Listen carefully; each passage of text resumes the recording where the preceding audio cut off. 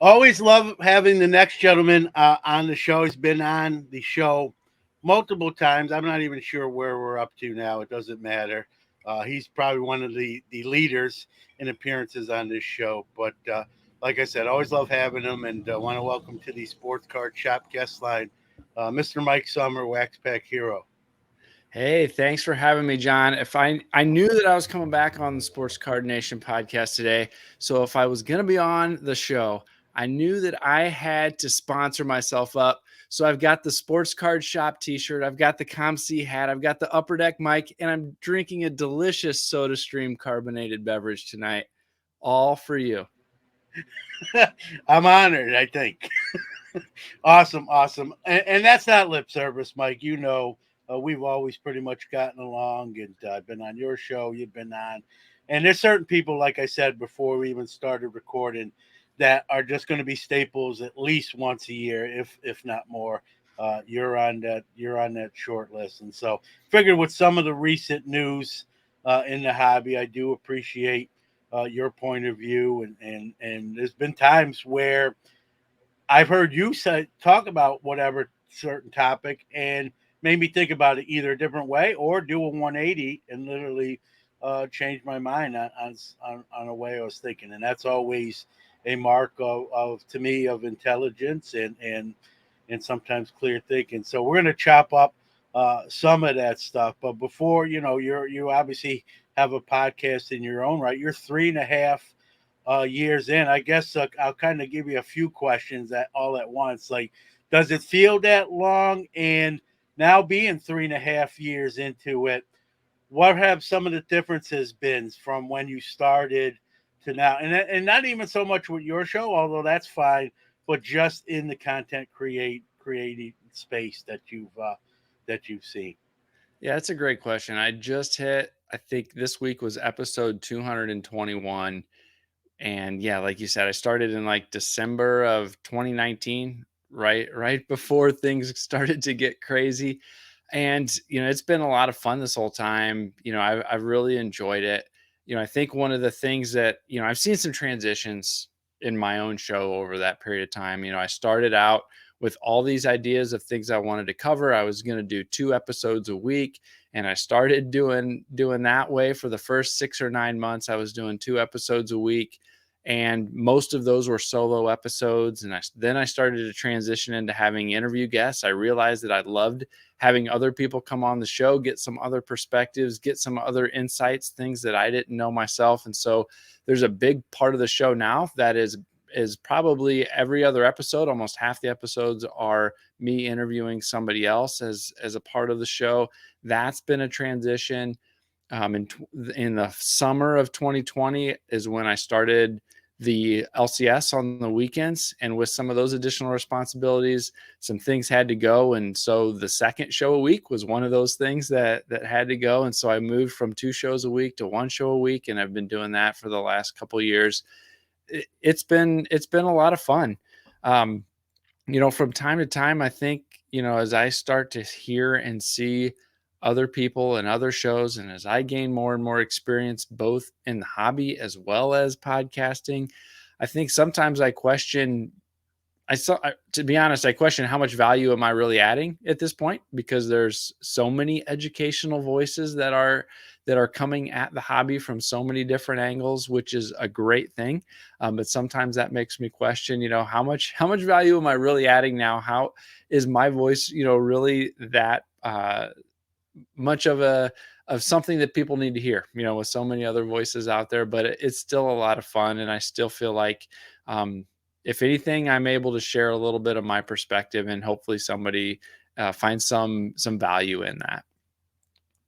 I think the last thing you said was what I was going to come back with here, Mike. Is sure there's a lot of shows as you just mentioned, but I like to think, myself included, but definitely you, we each bring a kind of our own perspectives. You talk about stuff that happens in the store when you're there, deals he didn't get to do, complete. You talk about the hits, you talk about the strikeouts. I try to do that even with some of the shows I set up with, and just experiences in general, right? And so I think when you talk about your own experiences, I think you're bringing that's like fingerprints, right? Well, I know a lot of deals are similar. It's all there isn't too much that hasn't been done. They're still unique to each person and to each podcast and show. And I'll say it. I've said this before. When you weren't here on the show, I'll say it when you're on the show, right? There's some podcasters, if you will, that maybe don't like to talk about the negative stuff, or I don't want to say negative, but stuff that didn't work out the way you want. And I'll pat both of us on the back in this sense. I know I've done it. I've heard you do it. Like say, hey, I didn't hit this goal this year, or great collection came in and we just couldn't agree on a price that made sense for both of us, and so no sale, no transaction was made. And it's that honesty and genuineness, right? It's not, 'cause a lot of people just want to talk about all the great moments, and there's nothing wrong with that either. But I like to, and I know you're the same way. Tell the whole story, right? And I think that's maybe what sets some shows apart from other ones. I feel that way. I always, when I hear whether it's you or me or another content creator kind of talking about something that didn't necessarily go according to script or as they wanted it to, I always find that refreshing because it to me it shows an element of honesty and genuineness and sincerity. And when that same person talks about something good that they did or happened to them, not that no one's not telling the truth, but there's just you take it more at face value like you should when they're talking about both sides of the aisle. You kind of agree with that assessment? Oh yeah, I think from the beginning, as I talked with you as I was getting started, and I talked with Eric Norton, and I talked with other folks who had been doing some podcasts and content creation, one of the things that I landed on that was going to be important to me was that I was going to be genuine and I was going to be authentic and I was going to tell my story, as I went through this and as I started to share. And I think that I've done that. And as you talked about, there's a lot of other people that have come in, and a lot of those folks have a different style and a different approach, and they come at the hobby in a different way. And for a period of time, I found myself being a little bit like, well, they're doing this and their audience and their following and is just going through the moon. I was like, but that's not who I am. I can't do that. And so one of those, again, transparent things is I got a little bit comfortable with the fact that as more and more of those voices came, that meant my audience has been kind of plateaued, for the last period of time, because a lot of that audience is being split, and people, said, you know what? I'm not all about what Mike is about. I've got different interests. And so I'm going to listen to some of these other shows or follow some of these other shows. There's almost so much time in the day, and that's fine. And I had to get comfortable with that fact is I'm going to keep being me. I'm going to keep sharing things from my perspective, approach the hobby the way that I want to approach it, and that I enjoy approaching it. And if there's other people that are out there like me, they're going to be the ones who gravitate towards my show and listen and join in. Or if there's people who want to hear what my perspective is, that's what they're going to gravitate towards. And if I'm not somebody's cup of tea, that's fine. And there's plenty of other options out there to hobby the way that they're passionate about, and to find people who create content that kind of gravitate towards those mindsets. And that's okay too. But it took a little bit for me to get comfortable with that, I guess, is that and to realize that I can't be all things to all people if I want to stay genuine and authentic to kind of my own voice and my own approach to the hobby. Yeah, well said, and I agree with you. And I'm sure I get asked occasionally with someone who's either thinking about starting their own podcast or at least in the early stages, and I'll get asked, hey John, what any advice? And I don't throw a bunch of stuff at them, but what you said, and I probably told you this, back, 4 years ago, whenever it was, and it was what you said. I think it's true, like just be yourself, right? Because people can snuff that stuff out anyway, even if you weren't. I like to be funny, but I'm still being myself. Like anything I say or do is accurate, or at least my opinion. And that's the one piece of advice. I don't throw a ton of advice. have fun, be yourself, right? Because if you're doing this and you're not having fun, it becomes really work like, and it doesn't pay like your job should. So you should this should be like an outlet, just like the hobby itself, right? And so those are really the two biggest right off the top. And like you said, people will gravitate that kind of like the same things you do, and you'll sort of have your built-in, baked-in audience, and that can grow too. And you're right, stuff plateaus, and then all of a sudden you see an increase at plateaus. So, it's like the hobby. People leave, people come in. It's constantly kind of growing, shrinking, all at the same time. And so, if you be yourself, like my grandfather said this when I was a young kid and I was raised by my grandparents. He said, if you be yourself, you don't have to pretend to be anybody else. And I've kind of always been instilled in me. So, Yeah, and I think, you hit on something else there that I think is important. You talked about, family. One of the other aspects that I've come to realize, and I think it was probably Eric from, those back pages, Eric, who kind of, when he encourages people, he says, also think about it from that perspective of when you put things on a recording, and whether it's a podcast, whether it's a YouTube video, you're capturing you, and that generations from now, your kids, your grandkids, other people out there, they're going to be able to look at that, listen to that, and get a better picture of who you are, what you are about, the things that were important to you, the conversations that you've been able to have with other people. It's not just going to be a story that's passed down to generations about what grandpa used to do.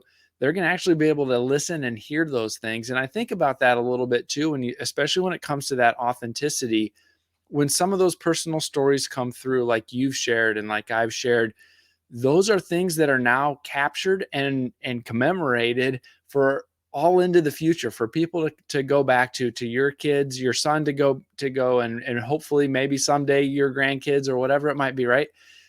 When you're authentic, they're getting a real picture of who you are. They're not getting a character. They're not getting a a front that is being put on. They're getting who you are. And so I look at the podcast and I look at some of the YouTube videos and the TikToks and the Instagram reels and all of these other things that I do, not just to entertain, not just to help educate, but also to capture who I am so that folks into the future are going to be able to look back at that and have a better understanding of who I am too.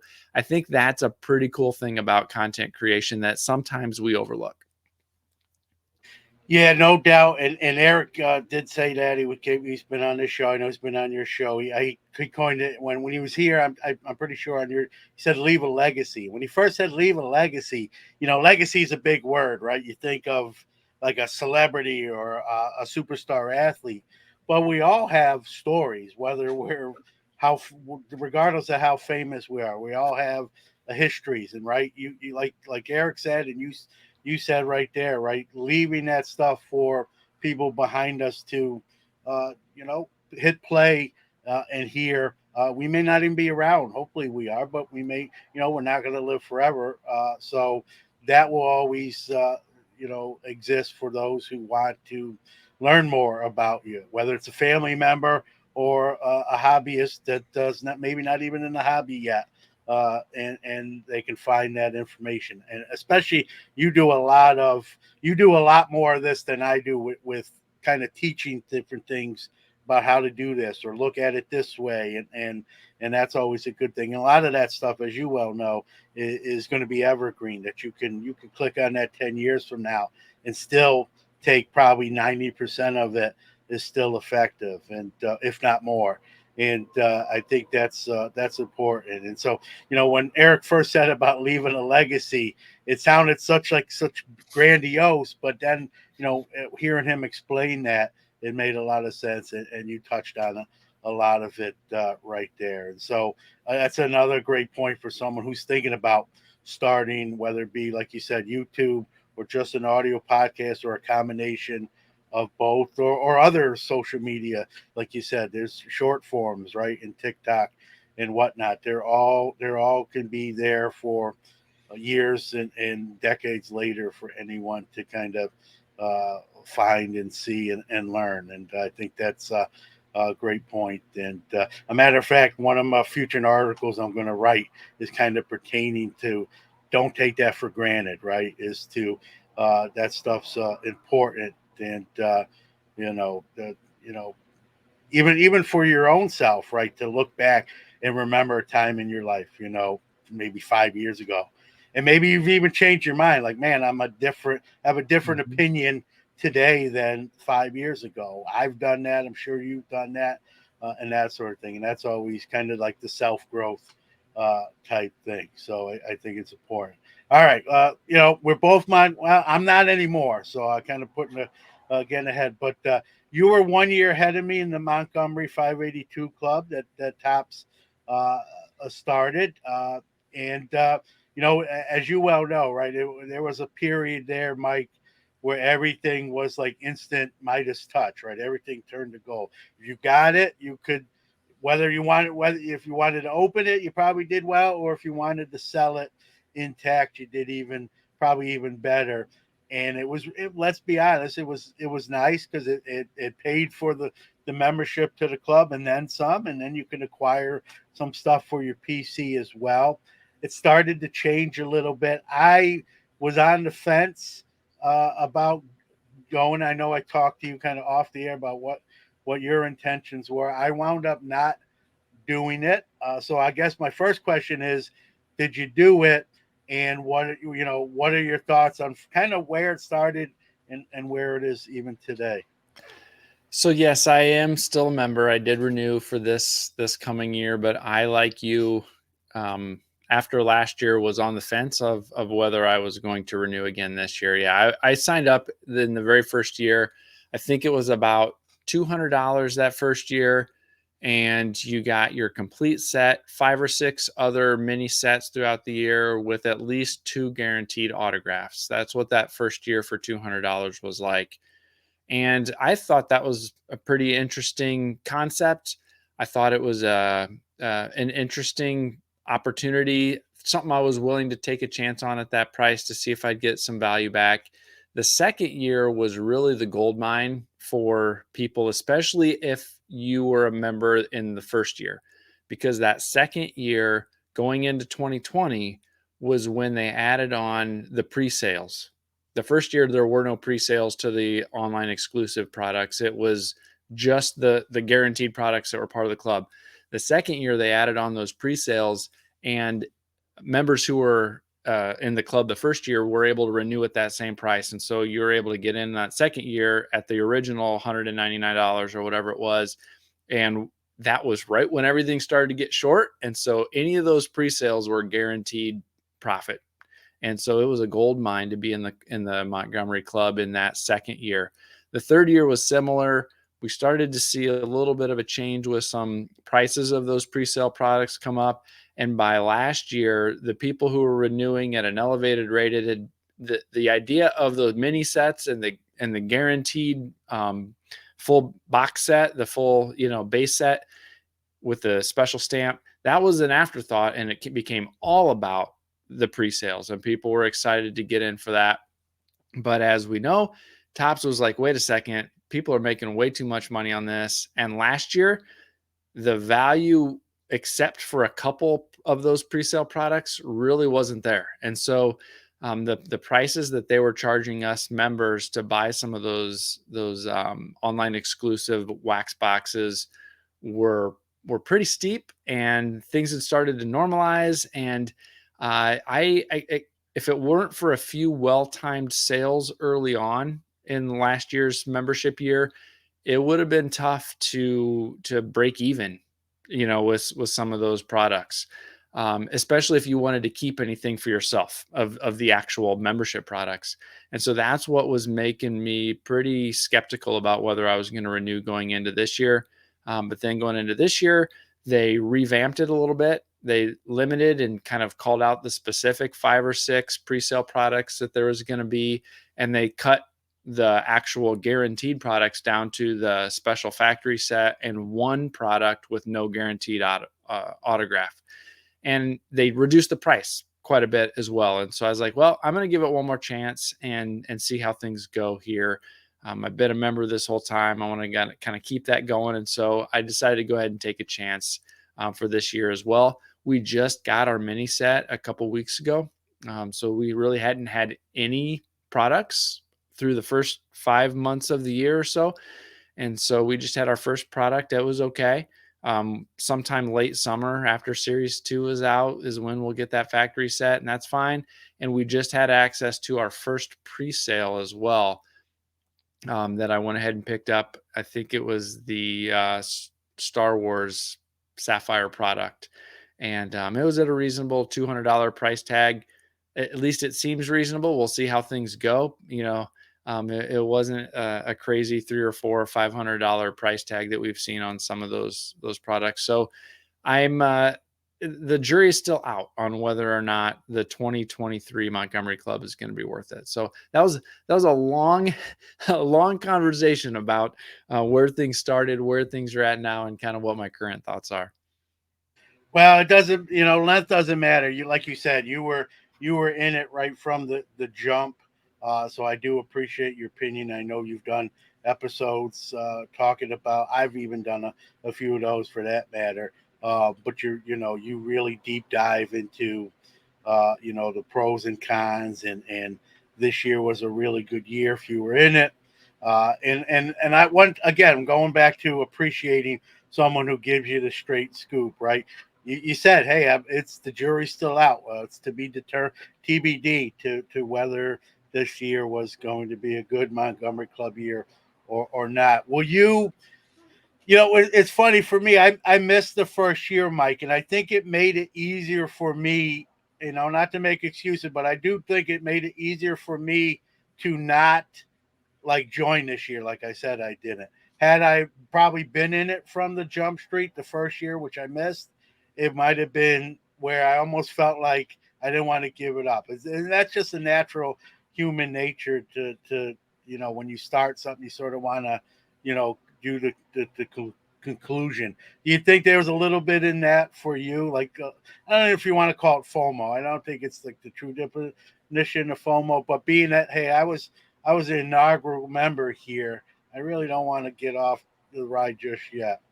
Well, I think, yeah, absolutely, because I was an inaugural member, and all of those factory sets and all of those mini sets I've got in a binder that I look at regularly, right? So I didn't sell any of those kind of sets that were guaranteed parts of the club. I added those to my PC. Originally, I joined it to build my PC. The pre-sale access, that was all added on later on, right? And so there was a little bit of that. If I can justify this at all, I'm going to go ahead and sign up again and take the chance and kind of be able to continue that binder with every one of those guaranteed sets that were part of the club. The hard part, like you said, is the key thing about now, is it worth it? Well, the $150 or $200, I don't even remember exactly what it was back again down to in 2023. With the only one guaranteed product in that factory set, it's not going to be value worth it if the guaranteed the pre-sale products, those 6 products or whatever, are priced through the roof, right? Those 2 sets alone aren't going to be worth it anymore. And whether or not this year the jury's still out, it's because it all depends on what Topps is going to charge us for those pre-sale products. If they are too much and they flood the market and they give us pre-sale access, but they're not sold out and they're publicly available to everybody on Topps.com as well. And it's just not gonna do anything, overall from a value perspective. And so we'll just have to see how things go, from here on out, whether it's going to be worth it. I am glad I'm at least going to be able to continue one more year's worth of products to add to that binder that I've got all of those other ones in. And it's fun to look back at, who you had as rookies and things in those products over the last few years. It's been neat to see those things build and the different designs, but we'll just have to see how it goes. But yeah, there is a piece of that for sure, that, being a founding member or inaugural member or whatever they call it, it's kind of neat to have every single product that they've released as part of the club in my collection. Yeah, completely understand that. And I think, like I said, me not being, and I have a binder with the years, I think the 3 years I did it, I have all those sets in my binder. And like you said, it's fun to look at some of the rookies they put in it, how they're doing. Was it a good call, bad call, that type of thing. But I'm missing that first year, right? So I think it was easier for me to kind of get off that train because of that. But it had that, like in your case, you want to keep going. I mean, again, like you said, the jury's still out, the verdict's not in. If it was over today and it was time to renew, and again, you can change your mind, and this is just hypothetical. I mean, which way would you lean today? Would you say? Oh man, it's so tough because we've only had the one product and one Yeah. of the like 5 or 6 pre-sales. And so it really would come down to I really need to see what they price these next several pre-sales at and what they price the club membership at and what products or what mini sets they're going to guarantee, going into 2024. Is it still going to just be the factory set and one mini set, or are they going to kind of layer back in some additional products? If they would have kept it the way that it was priced in the style and the format that they did in 2022, I would not have renewed in 2023. Yeah, I agree. Maybe a better question, real quick, too, Mike, is are you seeing the Fanatics influence on the Montgomery Club at all, or is it too early, you think, to determine that? I think it's a little bit too early to tell. I mean, if anything, you maybe saw small pieces of it going into the restructuring that we moved into in 2023. I think they increased the number of memberships that were going to be available to people, which fits in that Fanatics mold of wanting wanting more customers and more guaranteed cash flow coming in, right? So I think we saw a little bit of that.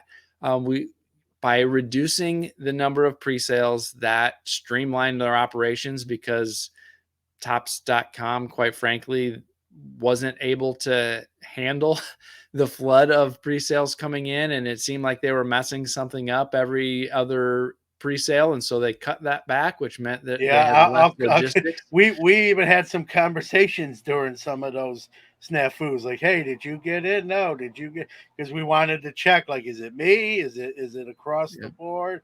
So yeah, I definitely definitely remember how many times like you get the email link and you literally just get it and you click on it and it says sold out. You're like, how is that possible? It's like 5 minutes ago, like timestamp on email. And then you got to keep it and refresh, and it became I don't want to say a nightmare, but it definitely could. There were some frustrating moments and whatnot. Like you said, though, I think Fanatics, their mo or their what they want to do is grow the hobby, substantially. It'd just be curious to see, what they do with Montgomery Club in factoring into that equation as well. So, Yeah, you it'll be know, interesting to see how it goes. I mean, I think those changes for 2023 were geared towards getting more people in the club, but streamlining the whole operation and the support of the club at the same time. They tried a few other things over the last couple of years. The Topps Future Stars Club was something that they did that was a subscription model where you got a blaster box of different products and a mini set every month.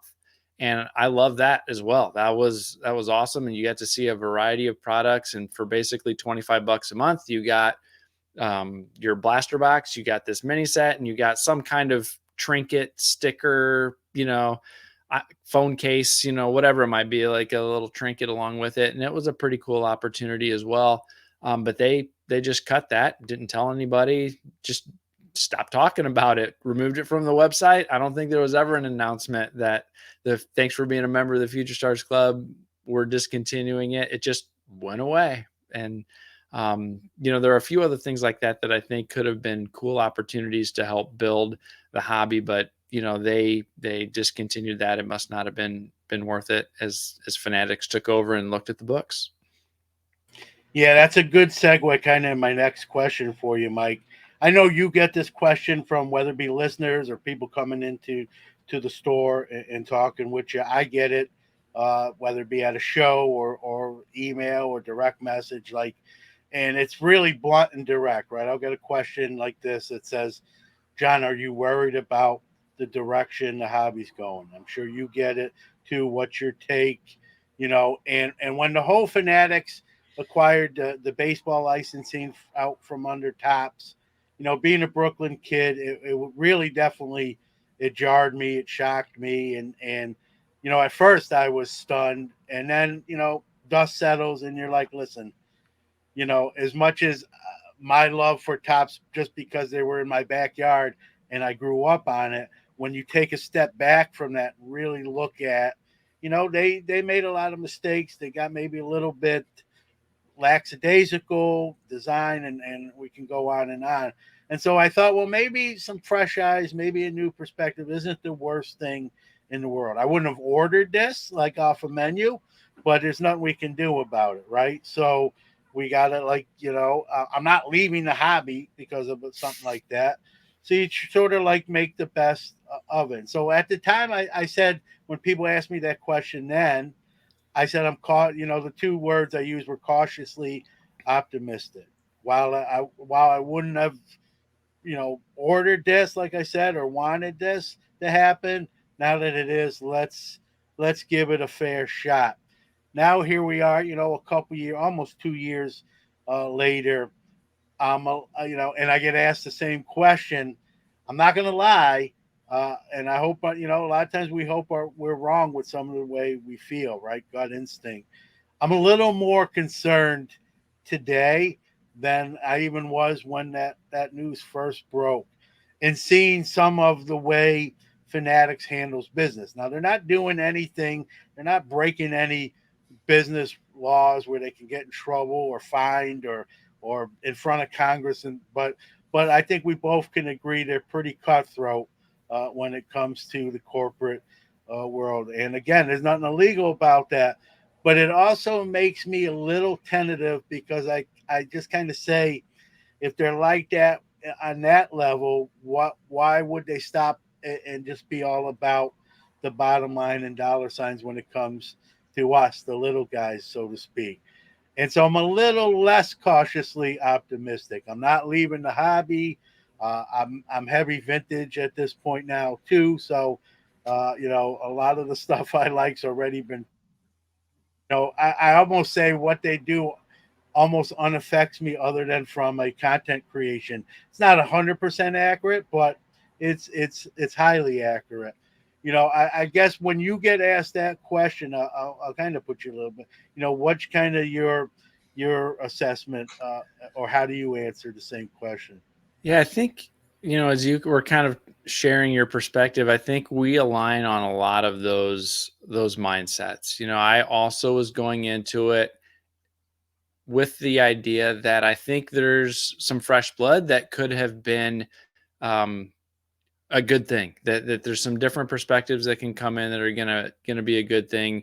It seemed like Tops and Panini had been a little bit lazy in both their product offerings, as well as customer service and innovation and a lot of those types of things. My preference would be that instead of Fanatics gobbling up exclusive licenses for 3 products for 20 years, my hope would have been we would have shaken things up by adding additional licenses, and that maybe they could have come in as a new entrant with an additional license to help prompt some competition. And so I think that's my biggest, if I'm going to have a concern, my biggest concern is we're only extending this current environment we find ourselves in with exclusive licenses for a long time into the future. As far as the different things that they've done, I think some of them I've liked and some of them that I've not liked as much. But like you, ever since we saw this huge run up in wax prices throughout 20 and 21, I shifted almost all of my hobby spend from wax into singles, collections, vintage, like you mentioned. And so very little of what I buy now and what I actively collect is new stuff that Fanatics is going to have any kind of hand in at this point. And so, for the most part, a lot of what I'm after, a lot of what I sell in the shop, because I don't sell new wax based on the arrangement that I've got, the things that they're doing don't impact me as my buy and sell business, nor do they impact me very much as a collector. And so I don't really have any negative things to say about the things that they've done so far from the new products that are coming out. I love, if they're able to get it, I love their vision of reducing and minimizing and hopefully eliminating redemptions as much as possible in future products. I think that's a great thing for collectors. If they're able to truly grow the base of collectors 10 times or whatever it is that they're wanting to do, that's going to be good for everybody, whether you collect new stuff, whether you collect old stuff. Having that many more people who are engaged in our hobby is going to be a good thing. But yeah, it seems like they are a little cutthroat from time to time, and I don't think that's something we're quite as used to in the recent hobby experience we have. I mean, clearly back in the 50s and 60s, Topps was cutthroat to Bowman, right? We had to have lawsuits from Fleer to be able to get Donruss and Fleer to enter the hobby in the 80s. And so a little bit of cutthroat, a little bit of exclusivity it's not new to the hobby, but from what we experienced from the 80s to the 90s up through, you know, 10 or 15 years ago when those exclusive license started, that's a big change that we've had from those 80s and 90s and early 2000s era. And so I'm still cautiously optimistic about what Fanatics is going to bring to the table in the future, but I have no angst about it based on what I'm currently collecting and what I'm currently buying and selling at this point. Yeah, piggybacking off a couple of things you said, a couple good points in there, a lot more than a couple, but a couple I want to focus on. Uh, like you said, you hope, sometimes having almost, we'll call it an almost monopoly with Upper Deck sort of retaining its license, at least for now, unless some other crazy breaking news shocks the hobby world, right? I don't, you never know anymore. That's the one thing I always tell people I don't think so, but like just when you think you've seen everything, something else does happen. I like you pointed out with Topps having really the whole bag for many years, right? I think that's sort of what led to some of the problems, right? There was no competition pushing them or driving them to be better. They kind of you want baseball cards, we're it, right? Well, here you go. Here's this year's product. Enjoy, and with not a lot of incentive to, you know, there wasn't competition driving them to get that sale, and that's what worries me now with the current incarnation is that are we going to go back there again? And then another great point is something I said when this deal was announced, right? A 20-year contract. To me, that's too long. I don't care what industry.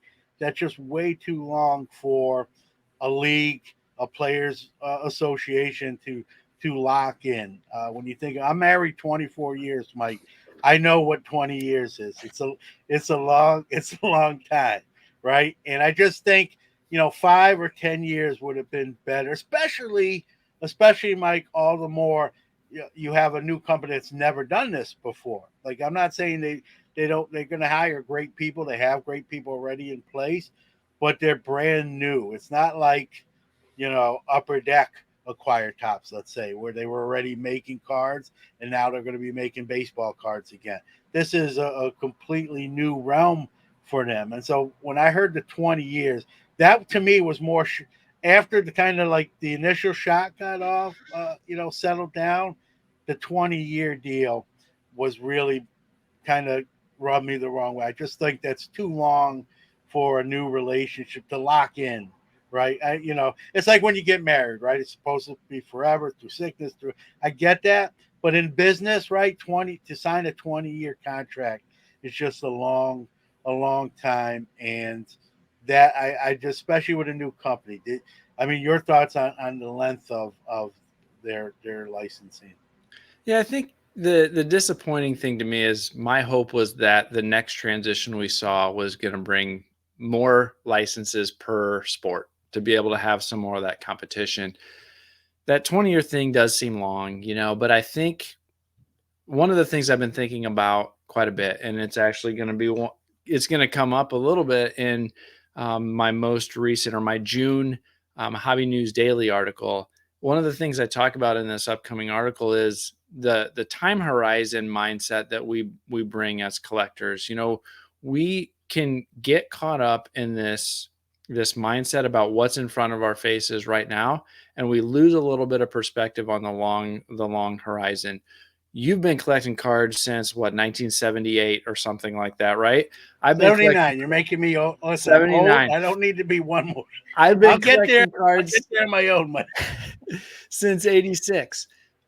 We've lived through multiple cycles, right? There was a huge run up in prices and hype and everything through the late 80s and early 90s. And we thought cards were going to be too expensive, and they were running this hobby into the ground by overproduction and all of this kind of stuff. Well, you know what? There was a little bit of truth to that. Things pulled back, but the hobby adjusted and corrected. And we went into a period where there might have been there was a fewer number of people collecting, but there were still collectors and the hobby was still alive. And we've seen that ebb and flow over these last few years. And it's been crazy hype these last few years. We've had new companies coming in, new marketplaces coming in. We have, new businesses everywhere. We have new content creators hyping this and hyping that. And we get worked up a little bit about where things are at with current prices and current, players and the licenses shakeups. You know what? If they do good, great. If that 20 years and Fanatics knocks it out of the park, great. The hobby's going to be strong. If they completely botch it, the hobby's not going to end. There's going to be a correction. Fanatics is going to go away, but somebody is going to come in, step in, and fill that void. Worst case is there's a period of time where I don't buy any new products and I continue to focus on the 100 years plus worth of products and cards that are out there that I can go after and pursue and collect, and things will still be fine. So if we take a step back sometimes and think about things from that long perspective, have a little bit of patience, things are going to work themselves out. Prices are going to come down. Certain products are going to come, certain products are going to go. The hype of grading is going to rise. The hype of grading is going to fall. The hype of wax is going to rise. The hype of wax is going to fall. The hype of vintage is going to rise. The hype of vintage is going to fall.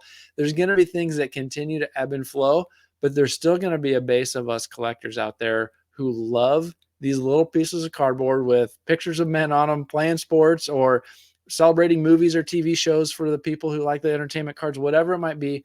There's still going to be a base of collectors who are patiently waiting it out and are going to wait for that opportunity to get back in and buy the things that they love to buy to collect. And I think we got to keep a little bit of that perspective and not just get so focused on what's right in front of us at any given time.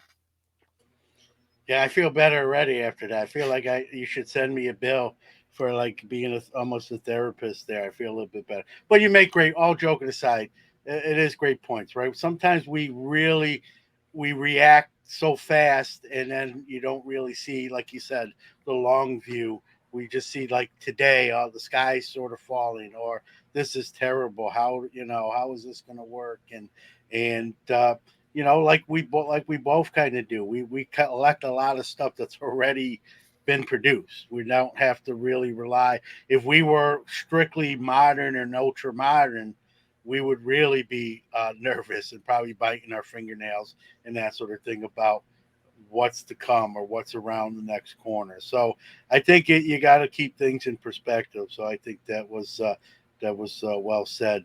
Let's get. I don't want to talk about. I don't know about you, but I don't want to talk about Fanatics anymore. You mentioned, your shop and that sort of thing. You talk about it obviously on your own show, and you're there on weekends. It's a store within a store. Has the experience, and I know it's mostly been positive for you, as illustrated. You sharing your experience. Has it made you consider maybe doing it in maybe a different location, like not full time, but even on a more of a daily basis, like that sort of thing, or are you comfortable with the current scenario? Yeah, I've learned a ton by having the brick and mortar experience in addition to the selling online that I had been doing for years and years.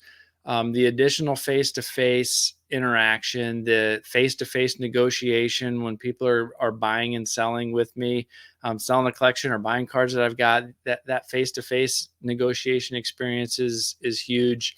The dynamics of just the back end and the logistics of things, and the doing the taxes the right way, doing the, planning your cash flow the right way, all of those things that come into play when you're thinking about having that physical shop are all things that I've learned a ton about. And also that reality of what it would take to, and how hard it is to run a shop full time as your primary occupation and as that primary source of income for your family, how hard that would be to do full time. The setup that we've got with the shop within the shop, and me just being there for 4 hours on Saturday and Sunday afternoons, it's a perfect setup for me to still be able to be primarily devoted to my day job and my family, but still have the physical shop as on the side, and not be too overwhelming. I don't think, as long as I'm still kind of in kind of my main career age, that I would be interested at this point in completely leaving that to do cards full time in a physical location. It would take some major shifts. My primary focus is, it would be hard for me to make enough to pay full rent of a Lisa space, to pay full utilities, to, for what it would take to do that, and still make enough to bring home. It would be tough for me to go at it from that perspective. And so if anything, it kind of solidified that I love the setup that we've got now, but I don't think I would be interested in doing it full time at this point in my career. Maybe when I retire, but at that point, I kind of want a little bit of flexibility and freedom. And you still have that somewhat by selling online. And so I see myself, at this point, just continuing to sell online at that point, 10 years from now or whatever that might be.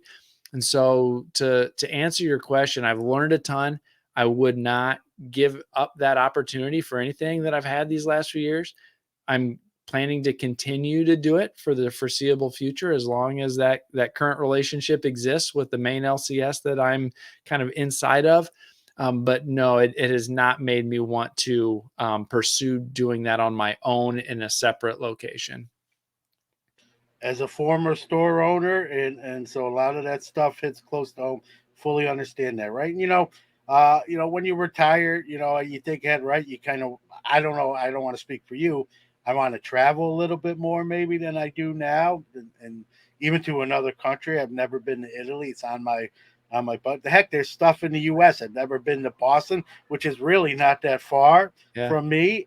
New Orleans, right? So that travel aspect, and sort of when I had my store back in the 92 to 97, it was eBay was kind of just getting really revved up, and I was kind of locked into the store. And when eBay kind of really became a thing, it was easier to kind of sell to my partner. I've talked about this numerous times, so I'm not going to go all that in depth, and kind of do shows and do online stuff, and not sort of be. And I loved my store days, Mike, like you said, but I also enjoyed the freedom and still being able to buy and sell cards at the same time, and not have my friends, hey, we're doing this, you coming?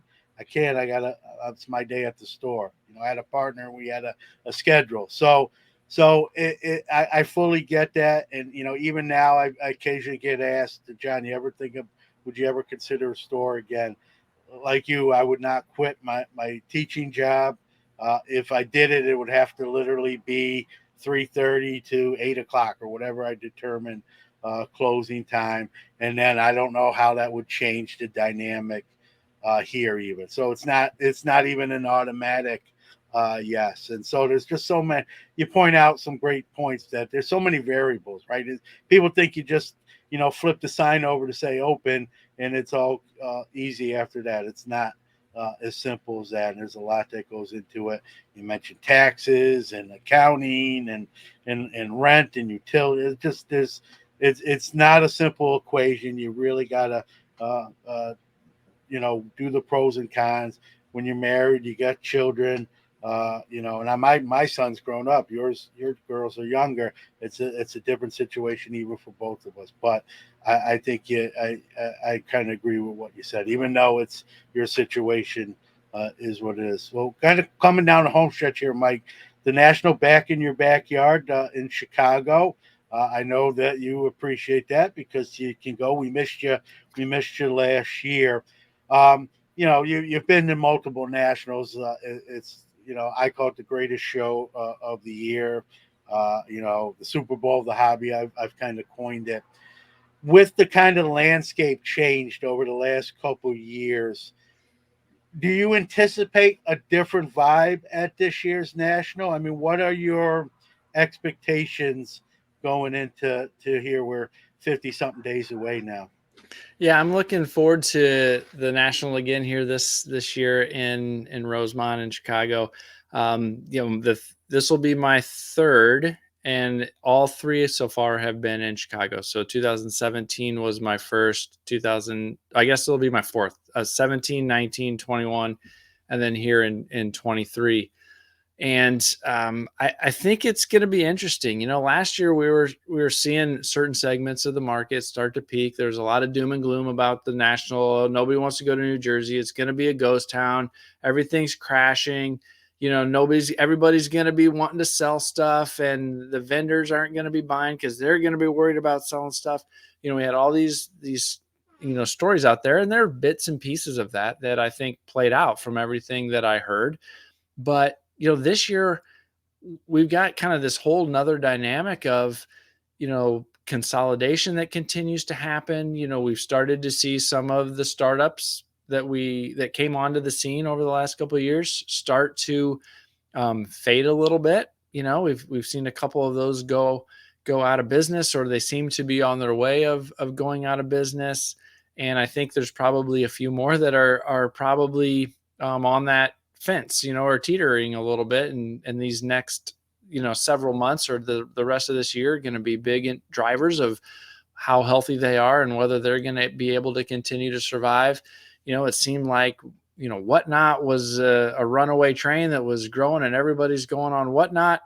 We've seen scandals, and we know that Fanatics is going to be starting their own, live streaming platform. And I think that has potential to put a damper in what Whatnot was trying to do, and loop along the way. They've kind of been more slow and steady, growth that they've seen. They're still doing well at a smaller scale, but they're still doing well. But it'll be interesting to see what this live streaming platform from Fanatics is going to do to them.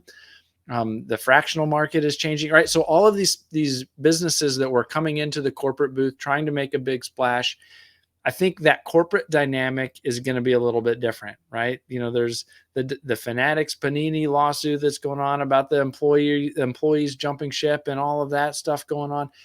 There's I think that corporate dynamic is going to be an interesting thing to observe this year, and how much of that boils up, and how well are they able to put on that corporate face and kind of paint that picture of things as business as usual. I think I'm interested to see that.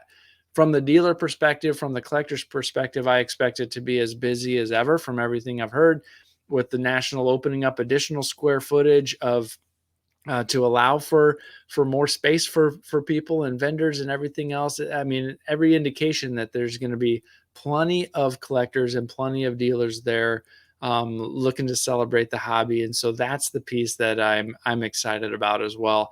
I'll be up there from Wednesday through Friday this year. Friday is my daughter's birthday, and so I'm going to need to be home by that night to be able to celebrate her birthday that Friday. So I'll just be there on the first half of the show. That's called Being a Great Dad, and some people probably could take a page from that book. I won't, you either know or you don't know, but that's one thing I appreciate about you, Mike. Family first, and very important. And some people wouldn't even say that, right? And yet you're very transparent. Like, hey, my daughter's birthday, I'll be home to celebrate it, and I appreciate that. about you. Yeah, great points with the corporate dynamic. Maybe we see a brawl on the floor. Are you predicting that? Did I get a hint of that?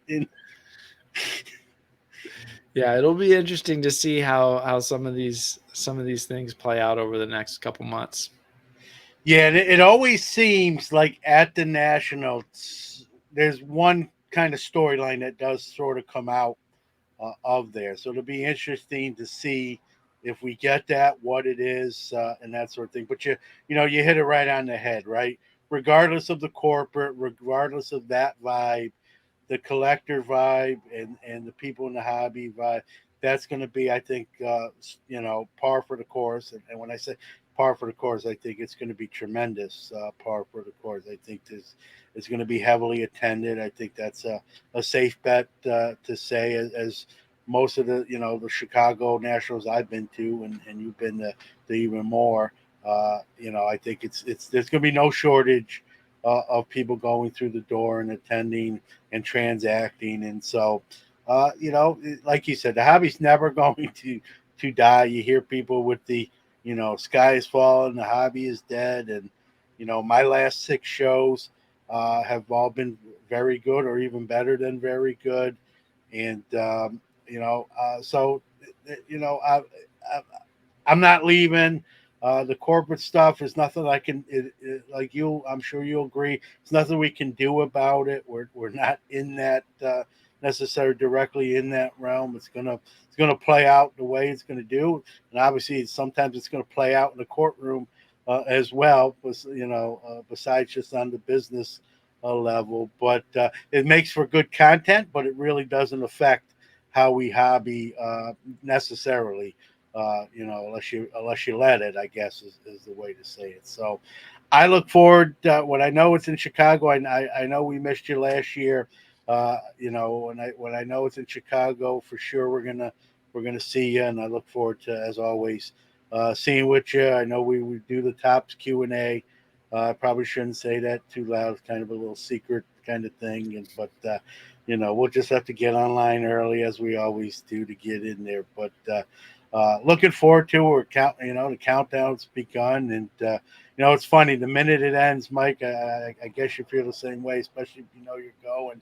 You start counting the days to the next one. It goes quick.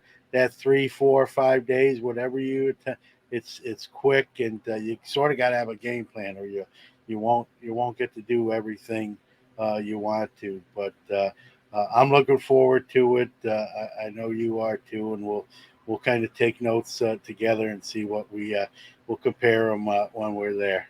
Yeah, it's gonna be a lot of fun. It's always great to see some people that you don't get a chance to interact with face to face, except for the big events like the national. And so I'm excited to get to meet some people face to face that I have met over these last 2 years only online, and also get a chance to see folks like you who we've interacted face to face, over these last several years, and get to see you again.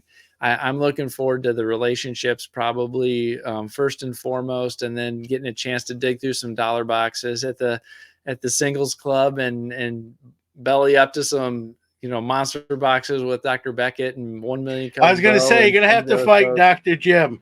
It's like boxing out in basketball. You're gonna have to get like a good spot and get in front of the boxes before Well, you. I always say that there's a couple years ago, people were like, do people still go through dollar boxes? I'm like, tell you what, I was at the singles club, and in a row, it's Dr. Jim, it's me, it's 1 million Cubs Bo, and it's Uncle Rich. And I'd say that's pretty good company to have all Yeah. back to back to back to back going through those boxes. So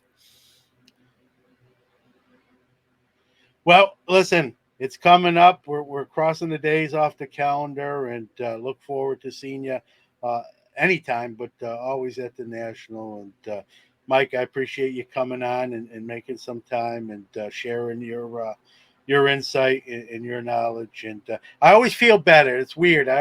It's not weird, but I always feel better when we converse, whether we're recording or not recording. You bring that sort of perspective and sort of that voice of reason, if you will. And always appreciate it. hey, I appreciate you asking me to join you. It's always good to catch up. No doubt. All right, Mike. We'll see you soon. Yep. Talk to you later.